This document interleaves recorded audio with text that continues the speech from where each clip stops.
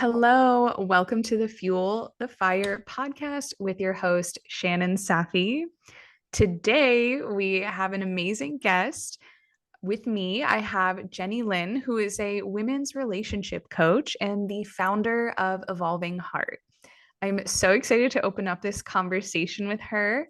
I met Jennie through a group coaching program that we both did together. And so it was like women in entrepreneurship. So it's been really cool to connect. And I'm excited for you guys to meet her, hear about her journey and how she came to be where she's at, and maybe even some exciting tips that you can take home today and start implementing. Amazing. Thank you so much for having me, Shannon. I'm super excited.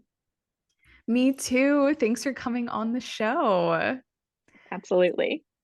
So, yeah, let's start off. Let's just tell the audience a little bit about yourself outside of your career.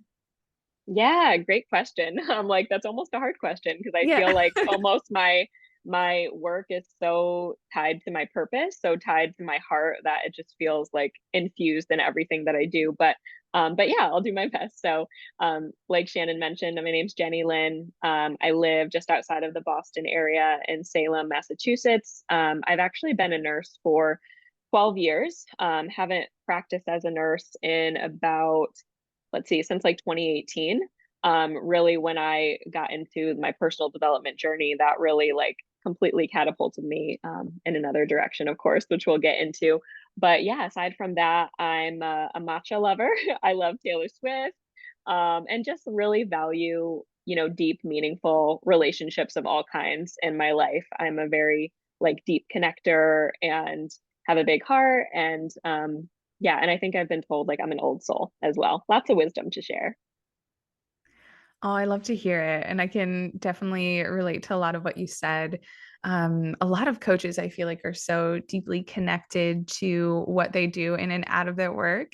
And that just shows your passion for what you do. And Mhm. also, I feel like it gives you a lot more of an ability to share your gift because it is so well integrated into who you are, how you carry yourself, and you can give like really great practical advice. So that's really Yeah. awesome. Yeah, definitely. It's hard to even separate and call it like a job or this is just my business because like it's my life experiences that have directly created my business and they were creating my business all along. I just didn't see it until I kind of put all the pieces together. So it's been really fulfilling and surprising. Like who knew that this is where I'd be, but super grateful for that.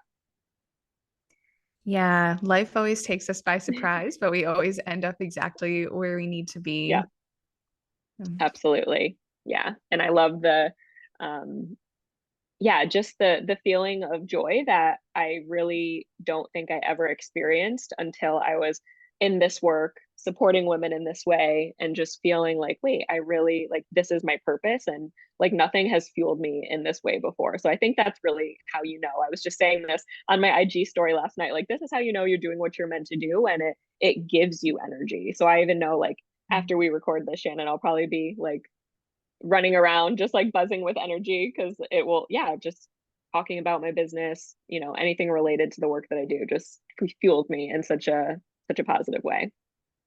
Oh, that's amazing. Yeah, it's so true. To be able to have work that really fills you makes it just easier to get to just move through your day in a way that feels more natural, empowering. And like you said, it feels like you're connected to your purpose. And Hmm. that's really like the sweet spot to Yes. find to be in that Hmm. place. Yeah, definitely. Yeah, I want that for, I mean, every woman, but also just like every person on earth. Like, because I just think it's one of those feelings that it's almost like I didn't know something was missing. So, Aw. Yeah, I'd yeah. love to hear a little bit more about what that journey looked like from nursing into where you're at now as a women's relationship coach. Yeah, for sure. So I started college. I did not know what I wanted to do. And I ended up having like a personal experience with my GYN who was really compassionate and empathetic and supportive. And this happened on like my winter break or something like that. And I ended up starting my next semester being like, I just see myself being that for someone else, specifically women. I was like, I really would love to support women in that way. And the college that I was going to was known for their nursing program. And all of a sudden it kind of made sense. My family was surprised. Well, half my family was because I have other nurses in my family, but I remember my dad being like, you get grossed out by everything. How are you going to be, how are you going to be a nurse? But it was one of those things that once I started, and I started on a GYN oncology unit, and so was supporting women and loved that patient population and loved like just being there for women through, I mean, having a cancer diagnosis is, of course, such a vulnerable and challenging and painful place to be. And so, really held space for women in that way, and really poured myself out for my patients and, for my nursing job overall. Um, and so I did find that fulfilling for a while, but I also will say that when I was a nurse, I was probably the most unhealthy version of myself. So I didn't have great coping skills. I was drinking a lot. Like, after a stressful shift, like we would all go out, and plenty of that was fun. And I was in my 20s, and it was fine. But, when I look back, I see how like you couldn't really cope with stress, and, you didn't have healthy routines, and all the relationships that I had in my life at that time, I had good friendships. My coworkers, we supported each other, but um, I always craved more depth. And that would often lead me to feeling pretty misunderstood. So, like, I would be like pouring my heart out to people and would never really be able to be met in that same level. So, I always kind of felt too intense, too much, or too um, feel insecure, like, oh, I talk too much, and like would want to like mute myself a little bit. Um, and then the romantic relationships that I had at that time were really chaotic and unhealthy, just in these cycles of like heartbreak and trying to prove to someone that I was worth it. And I actually had, I'll never forget, a nurse say to me once, she was like old enough to be my mom, and she was just like, when is it going to end for you? Like these cycles, because she's like, your life is chaos, and it's like working as a nurse is chaotic, especially at an inpatient unit. And she's like, your whole life is chaos. Like, when will it stop? Why do you need these men in your life? Why do you need these people? And I just remember, I still remember where I was like sitting in my car when she said that, and I remember being really feeling like I did need these people for some reason. And now I know that's because I really didn't have a strong connection to myself, or really have love for myself. I like needed this validation and people to choose me to make me feel like I was worthy and good enough. And so, it is interesting how like, yeah, as a nurse, you're representing health and helping people, but I could have used some help, I think. So, my career took me on some interesting paths. I ended up getting an educator position in the medical device industry. And so I left patient care in 2018 and started traveling and doing education, and was working with this startup company that I really enjoyed. And that actually brought me out to California, where I transitioned into a sales role. And at that time of that career shift, I also was at a really low point personally, because I had reached this, huge fallout with male friendships in my life, with romantic partnership in my life, and was pretty devastated when I realized that, again, I gave so much and I was this loving friend and would do anything for everyone, and I poured myself out for these people, to come to find out that they didn't really care, about me. And in a lot of ways I was being used, and I found that out in a pretty like traumatic way. And I was devastated, because I thought these people were my best friends. And so I was like, you know what? I've got an opportunity to move across the country. I could start over. Like, San Diego is beautiful. What better place to just recreate my life? And so I moved across the country, and I really thought that because I was in a beautiful location with the sun shining, that everything would get better for me if I left the people that were hurting me. And so I was starting this new sales role, and like that was going well. And I was starting to make connections in San Diego. And through that, ended up reaching a point where I was essentially living my same life on the East Coast because I was in Connecticut. I did recreate my whole life, but not in a new way. I essentially had the same heartbreak, the same like devastating experiences, the same friends that didn't understand me, And it hit a lot harder when I was 3,000 miles away from the people that I thought were the problem. And, when I initially got to San Diego, I thought like I won, I made it. I was in an awesome job. I had an ocean view. I had met this guy pretty quickly and we were connecting, and I just thought I made it. I thought that everything would just be better now for me and that I deserved it. And I left this guy's house and we had this beautiful weekend together, and I was so happy and like in tears. That's how happy I was. And then, come to find out it ended up being the same type of cycle that I was in on the East Coast. And so he ended up, just kind of dropping me and ghosting me. And I just could not believe truly that this had happened to me again. It was just that feel. I was just like, and that was the hardest thing for me to grasp. How is this happening to me again? How could I be devastated again? How could a guy do this to me again? And I'm across the country and look how beautiful it is here. And I couldn't accept that. And it put me in a really low place because I just was like, well, now what the heck do I do with my life? And I couldn't, it got to a point where I really was like, I can't live like one more day doing life like this.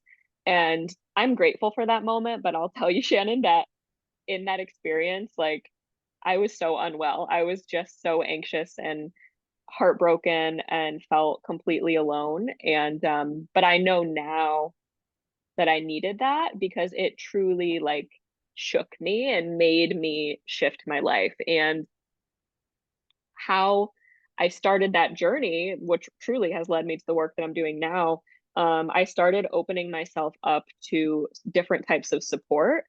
So just, in San Diego's a very open place. So I like got my first like Reiki, session, and I started meditating and just was like, I stopped judging things. I think that was a big component. I was like, let me stop judging things and just try them, and I can decide if it works for me. And I ended up hiring a mentor, and we had this FaceTime session, and she was like a life coach, and she also read tarot cards as well. Just a really woman, very just full of wisdom. And like I was telling her about everything that happened, and she actually said to me that she asked me if I loved myself. That was the question she asked me, and like that was the question that like blew my mind because I said my initial answer was, of course I do. Like I'm nice and I'm like, I would do anything for everyone. And I have a good job. And I started listing out all these reasons why I thought that I loved myself. And she reflected back to me, like, so, like, do you love yourself, or are those reasons why you think someone else should love you? And if you do love yourself, why do you let people treat you so badly? And why do you still want them in your life if you really loved yourself? And like that moment for me, I was just like in shock. I was like, I don't even know what to say. And it like made me rethink my whole life, and it made me rethink what self-love means and looks like. And I was like, wow, I really have let people treat me so bad. I mean, so bad. Um, and I've stuck by them. And why have I done that? So I started to actually ask myself these questions. And she was like, I need you to take lipstick and go to your bathroom mirror and just write, I am enough. And she's like, and I just need you to read that so you believe it. And that was the beginning truly of like this self-love healing journey. I didn't know how deep it would go, of course. And so since then, I've been trying to improve the relationship with myself. And, I ended up building some confidence. I ended up experiencing my first healthy relationship. But for me, what I've realized is like my relationship experiences, they have brought me into deeper self love. Like they have all been my teachers. And, you know, it's like part of me wants to be like, oh, yeah. And then I learned the lesson and then everything shifted and it was better. But actually, it was when I got into that healthy relationship that I realized more of the healing I needed to do because I went from narcissistic, emotionally unavailable men to a caring person. And for me, that was very hard to accept. And I really self sabotaged that relationship because I wasn't over my past. Like I still was projecting my past, but I did not have awareness of that. So really like the combination of the self-love work and like the deeper healing work around like releasing the past. I mean, those are like the two pillars of my business essentially, because it's like we've got to have this strong foundation of self-love. We've got to return to our wholeness, and we have to find a way to release these past patterns and not let our past keep coming into our present experiences, because it's going to be so hard to create an actual new outcome. So it's just so wild how through all of that, like that's really what led me to relationship coaching and, my business name, Evolving Heart, right? It's like all about growth, like growing through your heart and like how can you become your most authentic best self and like radiate that self-love and open your heart to the relationships that you're actually meant for of all kinds. So yeah, it's I could go on and on, but I feel like that is probably the highlights of how my journey has brought me here. Wow. I really love that. And I I feel like it's so common to have the experience of like going into a career and sometimes it surprises you. Maybe this isn't the career, like you mentioned, like your dad was kind of like, oh, I'm surprised that you decided you Hmm. want to be a nurse. But the essence of what you desired was always there, regardless of what Hmm. career hat you are wearing. So initially, it's always like, oh, I want to nurture and support women into Hmm. health, into wellness, into happiness. And it just, through your life experience, kind of seeing and connecting to those personal pain points of how important love really is in our lives, whether that's with another person or with ourselves, and kind of seeing how that can actually be something that maybe we don't talk enough about or we don't see Hmm. enough and we don't have enough experience with until we take those big leaps, like you moving to California. And that's where you Hmm. were able to see, hey, like this lesson needs to be learned one way or another, Hmm. regardless of where I'm located, regardless of what job I am working. This is coming up and this is so alive for me. And I need to figure this out because, like you mentioned, having that reflection from the coworker, I believe you said, Hmm. saying, like, hey, why are things chaotic? Or like, Hmm. there's chaos. And you finally look at it, you pull back and you're like, huh. I was just so used to operating in chaos that I Yeah. didn't necessarily think about how this could be different other than just thinking like, why does this keep happening over and over again? Hmm. It becomes your norm and you're comfortable with it.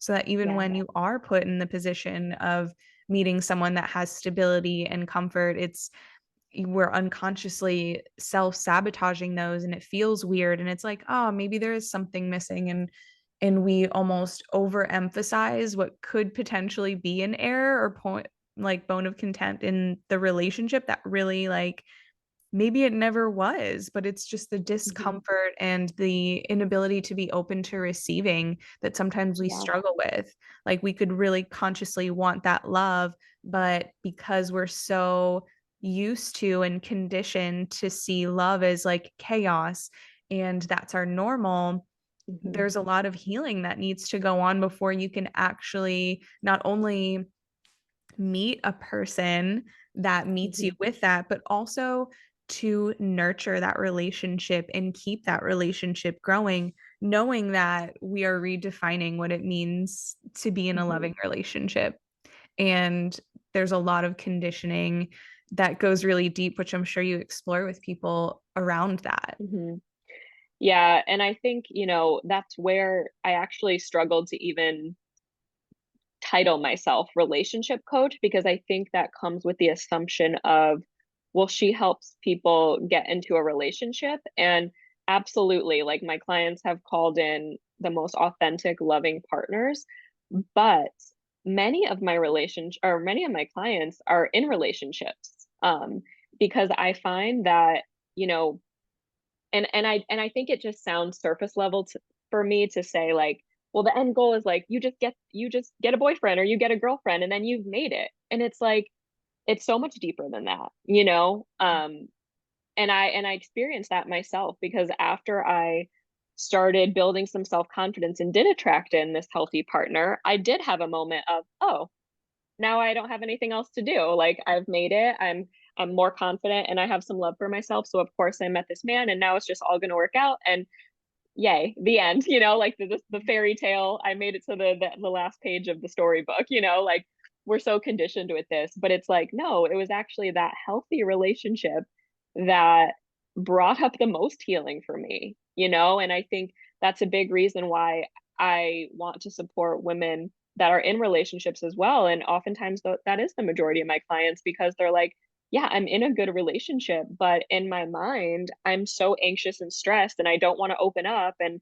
I'm afraid to share how I'm feeling, or I'm afraid that the same thing will happen that happened with my last relationship. It's like, the past is just in the way. And so I think that that's a big like distinction with my work too, is just like it's more so about the healing that gets to happen through relationships, so that like the natural byproduct is then deeper intimacy and closeness and connection in your relationships when your past isn't in the way. It's not even something you necessarily have to work towards. That's why, and with my clients that are single, like there's no dating strategy, there's no like how to get the guy, or like here's a here's a text you can send to make him interested. Like that stuff just pulls you from your authentic self. Like that will never be a part of my work because I don't believe in strategy. I believe in authenticity and opening your heart to actually receive. So like every single client that I've had that has been single and wanting to call in their person, they've called in their person without at all focusing on like, okay, what should my dating profile say? Or how should I meet this person? Or should I wait 3 dates, to kiss him? Or well, like all these like rules and stuff, like they've all just honestly, naturally just magnetized them into their life through the result of like feeling more solid within themselves and releasing this past stuff that just isn't serving them, whether from past relationships, childhood, whatever it is. It's almost like it just creates this openness, and then their person like appeared like literally out of thin air. So I love that because I just think like the more authentic, the more we can be our authentic true self and let go of what isn't serving us, like that is our most magnetic state. And that is actually how we can be loved for who we truly are, as opposed to like, let me act like this on a date, or let me show up like this, and let me say this so I'm funny. It's like all these things that, again, like just are us putting masks on and like acting instead of just being your true self. And I think we all have a deep desire to be loved for who we truly are. So it's like, let's guide you to show up from that place. Yeah. I'm so curious if you have to do even work around exploring who we truly are. Like, how does that Mm-hmm. show up in your coaching sessions when someone maybe like comes from the space of people pleasing and feeling like, Mm-hmm. okay, I need to be this in order to be loved, or I need to be this in order to Mm-hmm. connect with someone, and understanding like what is aligned, like who am I really, what is meant to come through me. Mm-hmm. Yeah, absolutely. And I think people pleasing is such a common one. And it's really about whether it's people pleasing or something else, it's really about getting to the root of that and really approaching it from a compassionate, non-judgmental space. And like, because I've really been through it, like most of like I'm always so open with my clients, like and telling them experiences I've been through as well. Like I really can deeply empathize with how they're feeling. Because I've been there, and I think that they really appreciate that. But together we dive deep and understand like where is the root of your people pleasing. Like, and in my eyes, people pleasing, like chronic people pleasing, like of course it's sometimes fine to go out of our way for someone, like I'm not saying that, but when we chronically people please, it's truly self-abandonment. Like it really is just saying like how you feel matters more than what I need or how I feel. Like I will silence myself so that you're comfortable. I will take less because I don't want to bother you, right? And so it's about bringing to the surface what is actually happening and like how is that serving your life, and let's dive in and understand where did you first learn that? Where did you first learn that your needs didn't matter? Like, where did you first learn that you had to make sure everyone around you was okay and taken care of, and it was okay that you weren't?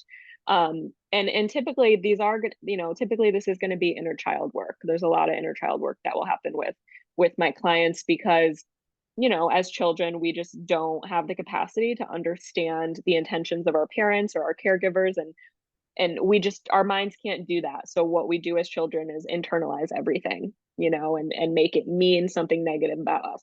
I'm bad, I'm unwanted, I'm not loved, right? And then our subconscious is solidified by the time we're 7 years old, and then we attract in these partners and relationship experiences that will validate those deep beliefs, and now we're in cycles of feeling unwanted and trying to prove ourselves and earn love because the little version of us is still trying to earn your mom or dad's love. So it's really about cultivating a deep connection with your inner child to like kind of just come in and be like the parent that they always wanted. And it's not even about like shaming parents at all. Like this is just going to happen because it's just how a kid perceives things. Even if you have the most loving parents that wanted to do everything for you, it's like a kid can only understand things so much. And so I think that's a big piece of it, is understanding like what's actually true versus what is your mind telling you is true but has actually been a lie this whole time. And I know for me, one of my core like deep beliefs was like I'm not wanted. So I had like it was a huge relief when I actually could like that was never true. That was never true. It's just that I believed it at such a young age and it was deeply ingrained. So I'm gonna then carry on with my life trying to make people want me or prove it and hang on to those feelings where I do feel wanted, even if they're not a great person, but I'm gonna try to see the best in them. I think we can all relate to that. So yeah, it really is about understanding like who are you really underneath these like limiting beliefs and stories, and yeah, just ways of being that haven't been true to yourself. And I think that that comes from really two things are coming to mind. One is like self connection, which I think is missing for a lot of women. Like how can we connect to our own energy? Like we have these huge hearts, we give and give and give. Imagine sitting in your own love, imagine connecting to yourself, right? And so I start that foundation typically with every client. So like self connection so that you can actually know yourself and trust yourself and follow, connect your intuition. And then healing the past, like discovering what isn't serving you and actually uncovering what is true, so that then the byproduct is your authenticity. Mm.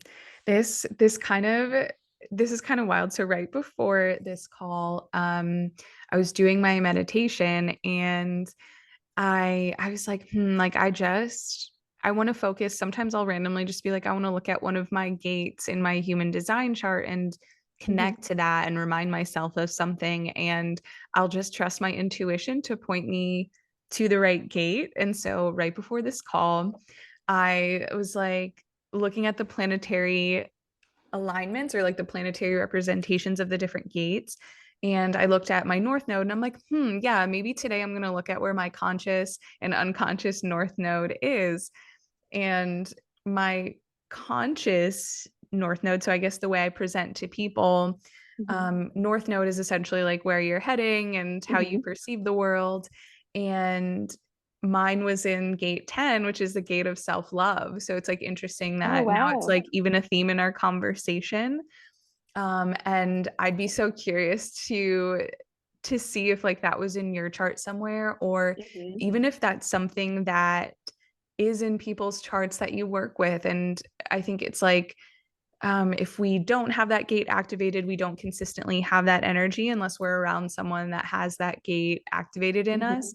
And so I wonder if that like ever Yeah. plays out, or if that's like a theme or a trend that would be in people that are really like exploring this, or if it isn't a part of their chart where like, oh, this is going to be in your Saturn, which might say it's going to be a big lifelong lesson, and every 10 years you have like a rebirth through this process and stuff like Mm-hmm. that to kind of help people navigate how to truly tap into that area of self-love. Hmm. Yeah, I would be curious to look into that as well. I love that you brought that up. And I think it was meant to be too, like just before this conversation. And yeah, this, how this got infused throughout. And I'm not surprised because I just think Mhm. that, yeah, the self-love, and I think it's a term and phrase that's thrown around a lot. And I also think that um there's a lot of people that don't actually understand what that means. And I think a great starting point to discover that is to take a look at how you treat others and speak to others and what you do for others versus yourself.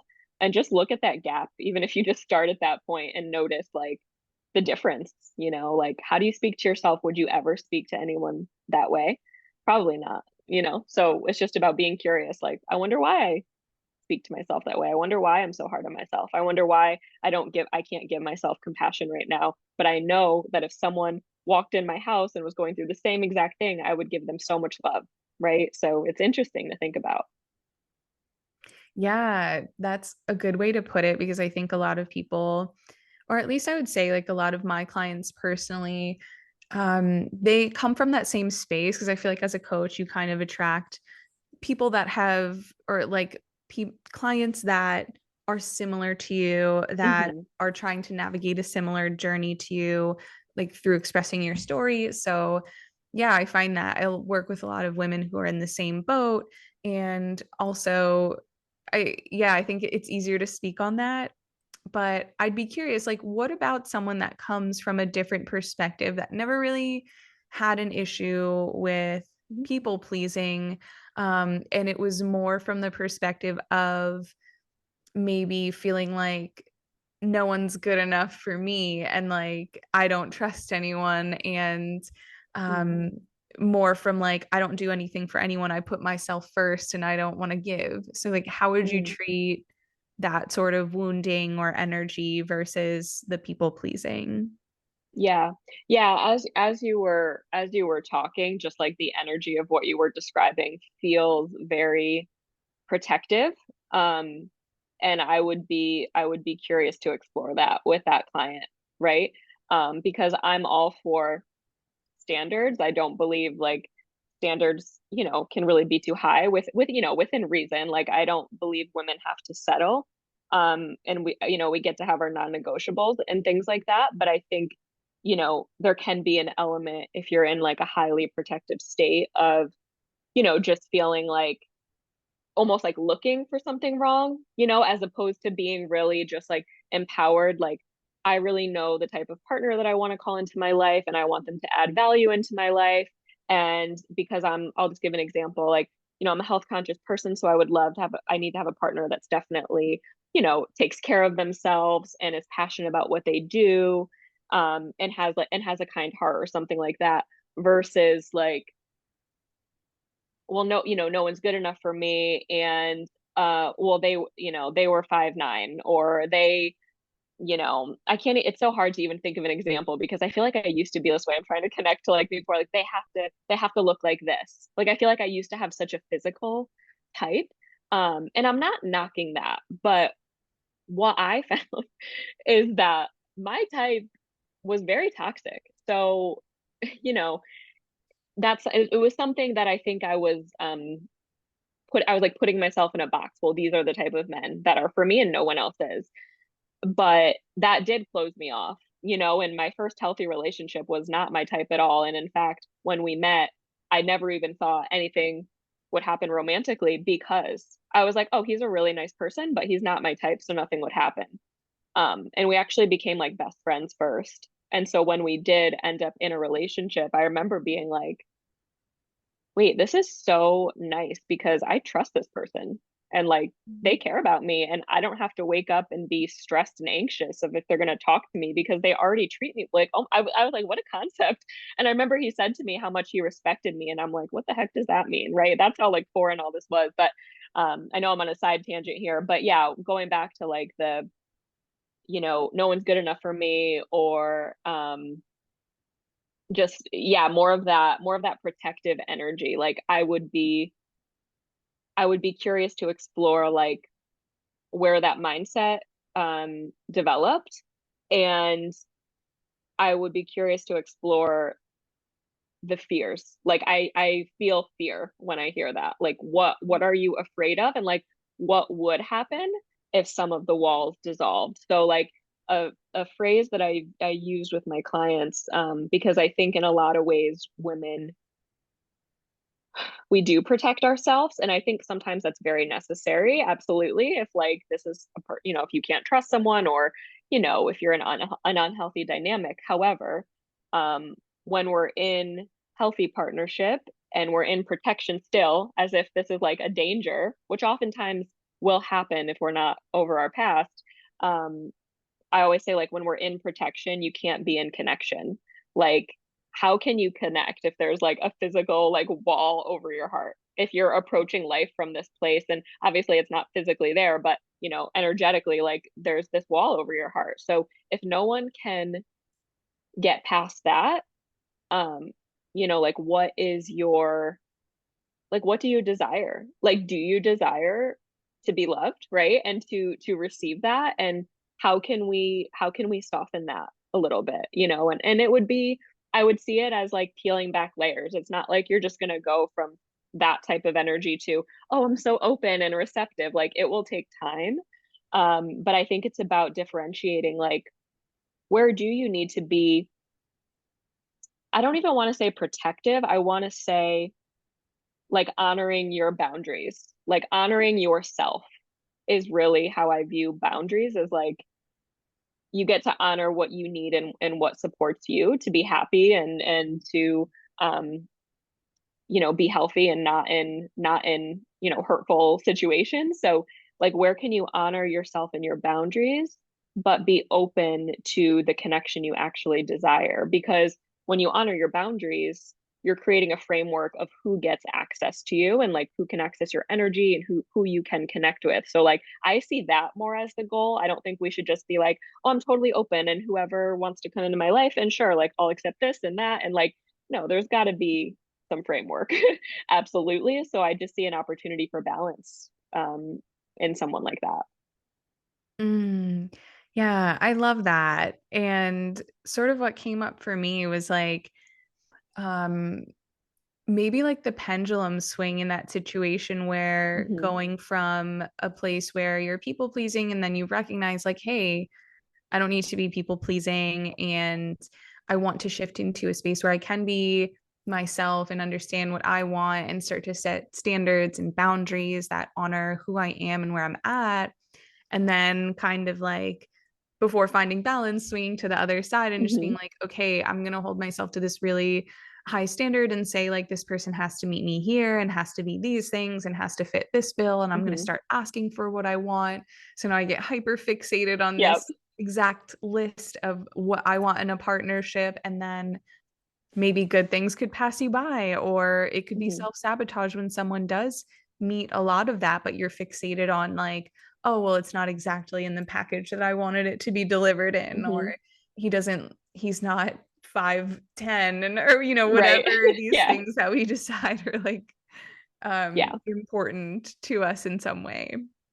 Yeah. And I think there's so much balance that gets to come, because it's like, I do believe we get to have it all. Like, I don't believe we have to settle, but I also think it's like just taking a look at what are your absolute non-negotiables. And in my opinion, it should only be a few things, right? Because I think it's also important to honor your non-negotiables, but to be open to surprises of like how someone could show up in your life, and how they could, like, ever since I've really overcome all of this, it's like the men that I've attracted into my life, yeah, they weren't my type.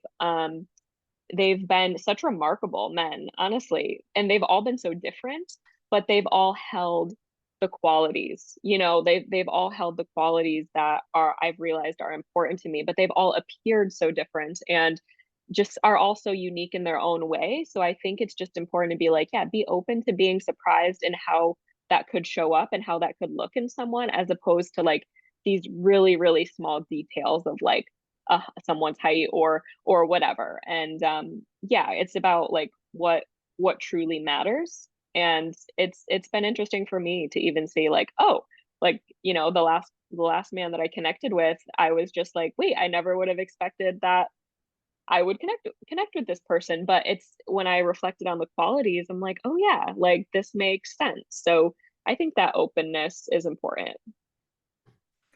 What would you consider things that are appropriate to be non-negotiables? Like if we could get into Yeah. specific examples Hmm. versus things that you might say like, yeah, this is not something I'd consider like a non-negotiable or should be on your Hmm. non-negotiable list. Yeah, I think with non-negotiables, it comes down to values most of the time. I had a client recently who was in a relationship for over a year.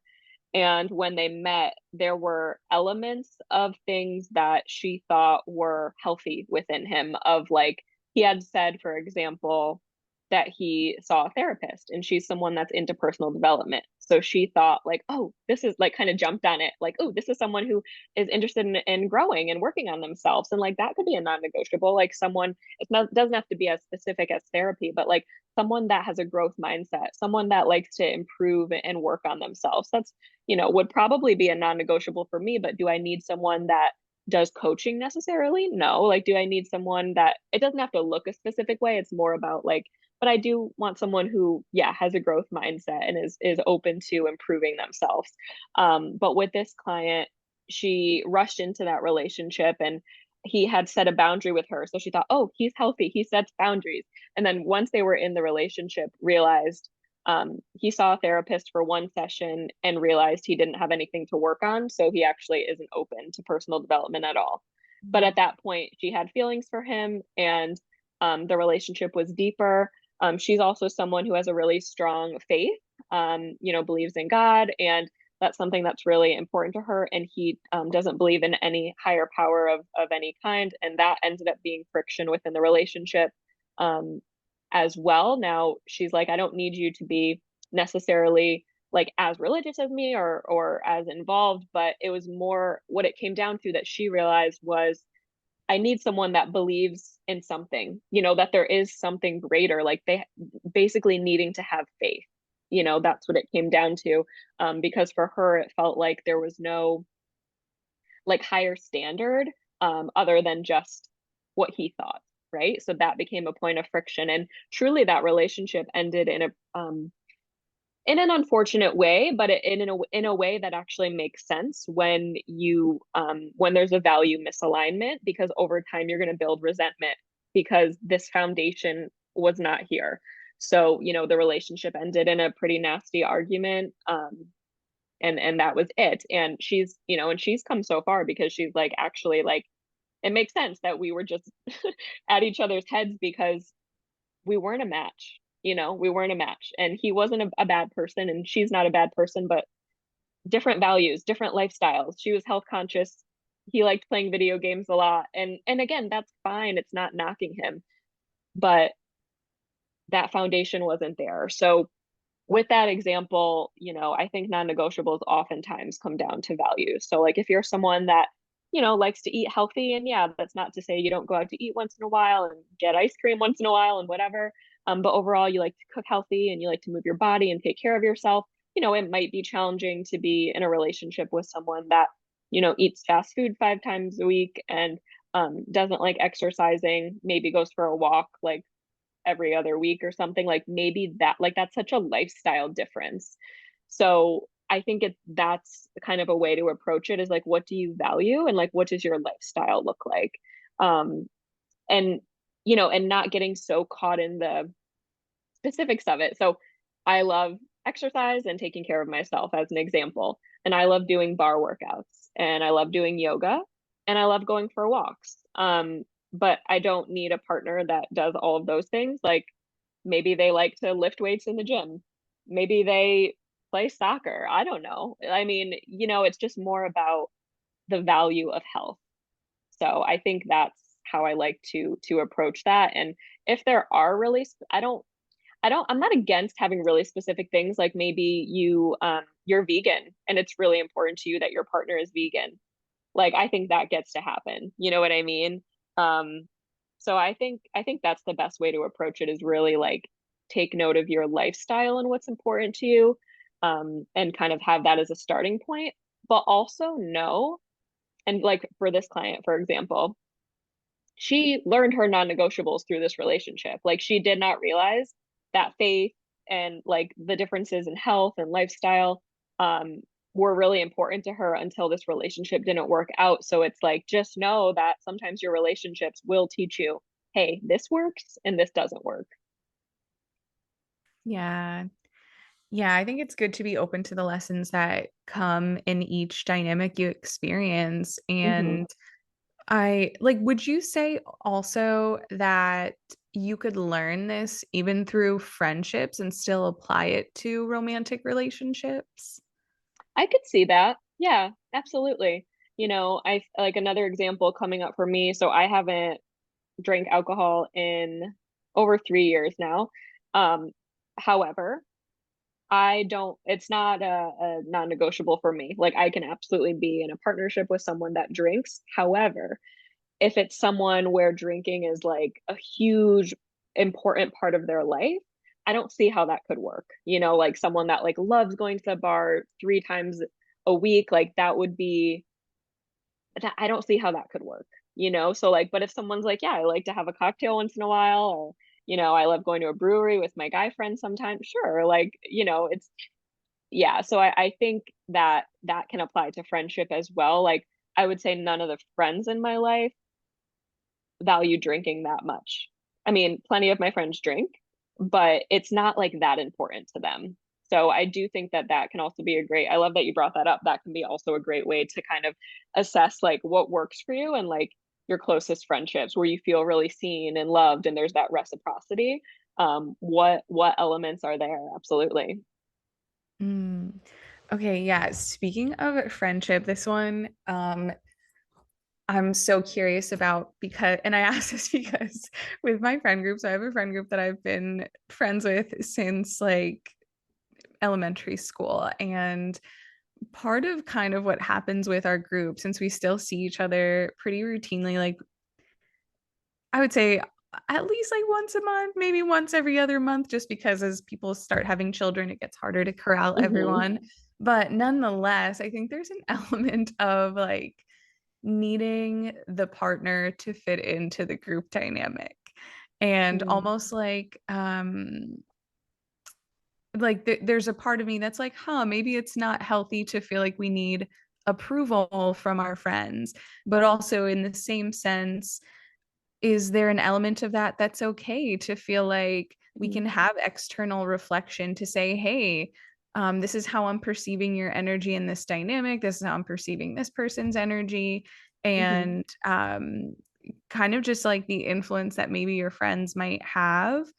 in your partnership and like what's appropriate, what maybe is something that's like an unhealthy codependency, and just how Mm. you perceive that. Yeah, that's such a great question, honestly.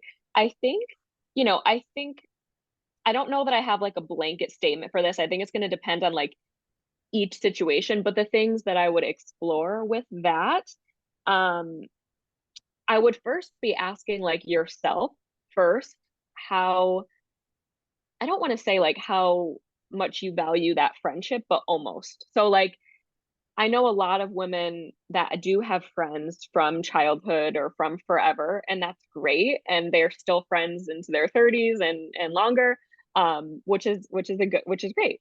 But I also know many women that keep friendships in their life solely for the reason that, well, I went to elementary school with them and I've known them forever, and it would be mean of me to not be friends with that person, which I think is a different story.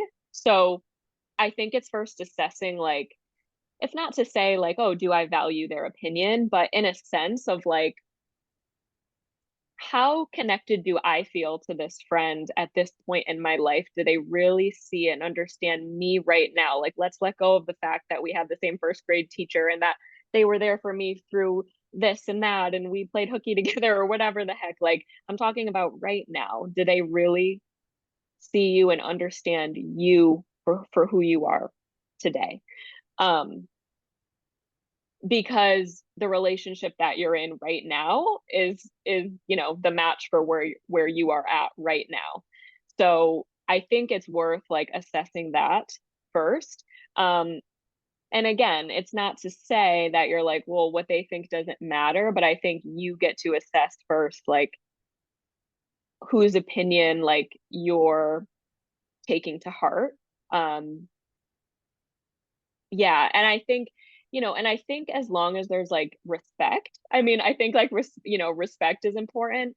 And I think we can be open to feedback from friends of like, oh, when you're with this guy and you show up like this or whatever it may be. I think it's asking yourself like, does this friend really see me and understand me? And if they don't, like, I think you get to decide, like, I think you get to have discernment of what feedback you take is like kind of the first step.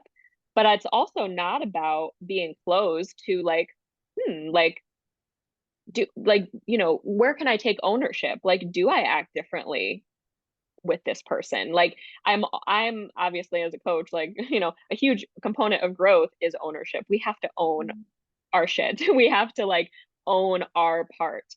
So I do think it's about being open um to how you're showing up. And I think it's about getting clear on what your intentions are and separating that from the perception of other people. So maybe your friend does perceive you as, oh, you act not smart when you're with this guy or something. Like you act like you don't know anything, but you're the smartest person I know. How she's perceiving that is going to be through her own lens, and it may not necessarily be your truth. Like we're all coming from our own experiences. Oftentimes we're projecting our own stuff onto other people. So it's not about being, I think there's a balance between like, okay, let me be receptive to this feedback. Is there anything I can own? What is my intention in showing up that way? Am I trying to show up that way? And if I am, like, let me explore that. But I think it comes down to like ultimately what your intention is versus like, okay, they're perceiving me or they're perceiving my partner in that way. So that has to be true, but that's not always the case. Like other people's perceptions aren't necessarily true fact, even if it's true for them. Like they perceived it that way, so that's their truth, but it doesn't have to be your truth or your partner's truth. So yeah, I think it's nuanced. And if I'm thinking about the core close friendships that I have in my life at this time, um, most of them I haven't known, my whole life by any means, but they're such a match for me right now. Um, it would be important to me that my partner and them, that they got along, um, and that there was a level of respect for sure. But I also think it's about scanning your life and like how often are you with your friends? Like what does that look like? I'll be honest with you, like I think just like in adult life, like it's so it's not like college and we're all like hanging out, so I think it's like it almost, for me personally, it would feel almost like rare that like my partner would even be around my friends, um because we're all just like doing life, if that makes sense. Mhm. Yeah, it's so interesting. I think we often lean into our stable relationships for advice, especially in this area, because Hmm. I think maybe, and I don't know if you've experienced this or had this come up, just like stigma around receiving coaching for such a thing of like, oh, it's embarrassing that Hmm. I need relationship coaching. Hmm. Because I think that just comes to like the challenge or the element of being able to like own your shit, Hmm. basically. Hmm. Yeah. And like having to tell other people that you're ready to own your shit. But like, I Hmm. think it's normal to have some resistance. But that being said, I feel like there are some people that do resist working with coaches or working on Hmm. yourself or seeing your own stuff because it's easier to ignore it or just be in your own world and in your own head. And like when you lean into those relationships for advice, what I see sometimes happens is like it's a projection of their own experience onto Yes.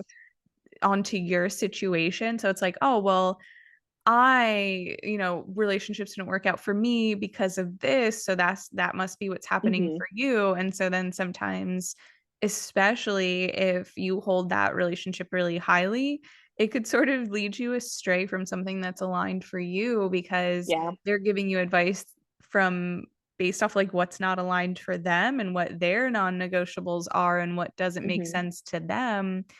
And it can certainly influence Yeah. something that could actually make you happy because, like, you are your own person. And if you're going to advice from a friend and they're giving you advice rather than helping you reflect to yourself, I think it can really impact Mm-hmm. your decisions in a way that, may or may not be in your best interest.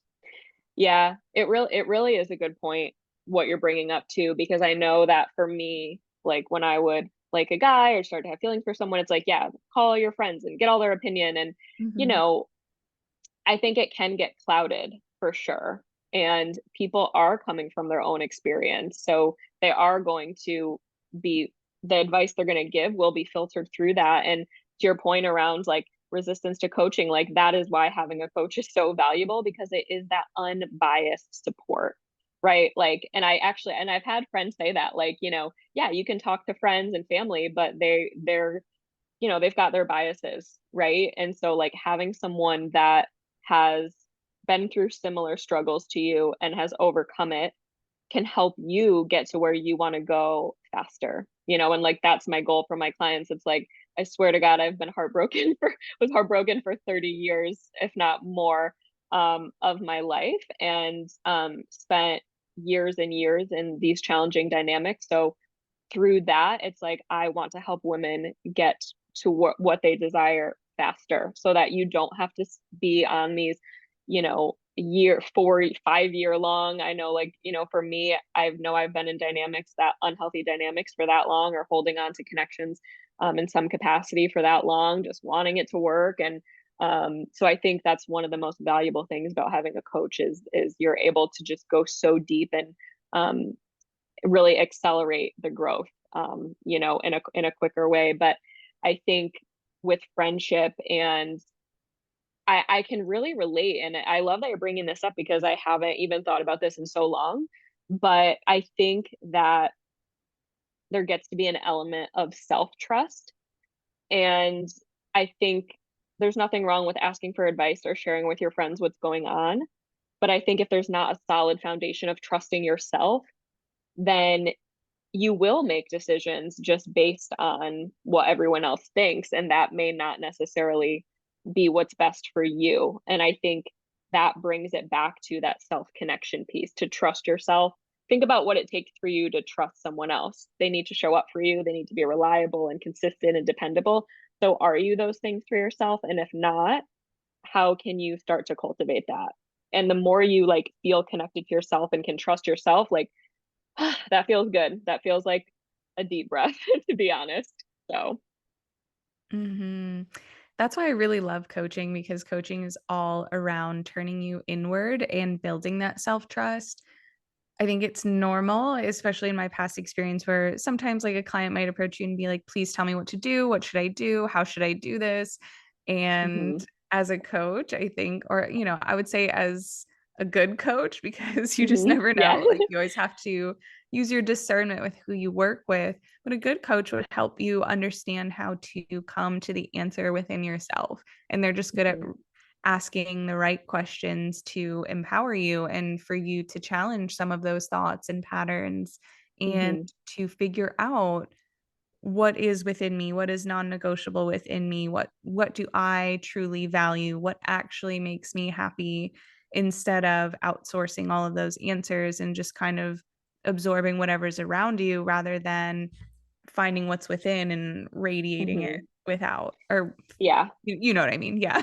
Yeah. No, no, absolutely. It's so valuable. And, especially with relationships, it's like there is no one size fits all. And I think that's why I struggle when I see, and I'm not knocking anyone, but I struggle when I see, right, like, follow this strategy, or this is how it works, or here's the rule for this. It's like we are all individual people. Like we are all unique. No, like no one else is you. No one else is me. So how can we, how can there be a one size fits all when it comes to relationships, especially when that's two people involved, right? Like every single person, like every single client that I coach, regardless of the similar themes that come up, like self-love or inner child healing or communication or whatever it may be, it still looks different for every single client, you know? So even like the client outcomes that I've had are the same of like, you know, getting into that healthy partnership. It's like their journey to get there was different and the lessons that they went through are different. And so